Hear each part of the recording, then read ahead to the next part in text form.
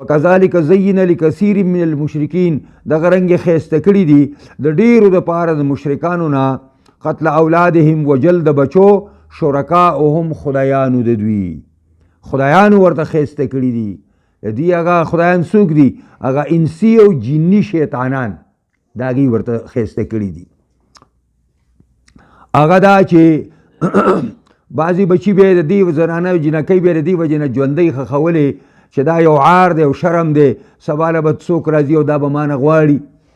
او دا به موږ جنګ وکړو په قید کې به موږ نه ښځې بیا ښځې دا یو بل نه بیا بوتللې نو دا ښځې به موږ نه بوځي نو دې وجې نه دا بس ژوندۍ ښخول پکار چې قصې ختمه شي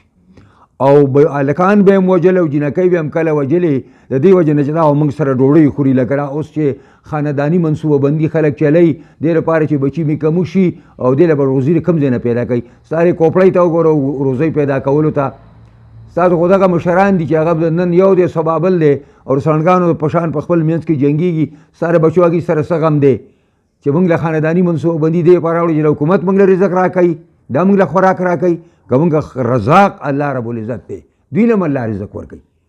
او موږ له هم راکوي زموږ بچو له هم ورکوي دې وجې نه دا غلطه طریقه ده دا ایوب علیهم علیه هغه امریکې ته تللی و چې جرنیل او مارشل یې راوستې وه نو دا له امریکې په تحفه کې دا بعضې کارونه ورکړي چې ښځه به لږي سړی به طلاق کوي او دارنګې چې کوم دی نو بچي تاسو چې کوم دی دا کوي خانداني منصوبه بندي هغه ګن او ډیران د اول ورځې نه چې دی ملک ته راغلی دی نن هم هغه ډیران اوس هم چلیږي تاسو یې بورډ لګېدلی چې هغه پلانې مرکز چې کوم دی په څو قدمه کې دی پارکري کې احساس کړی او د هغې نه زنا ډېر سازش او زناکارۍ په مسلمانانو کې یو زبردست رواج ساز شوی دی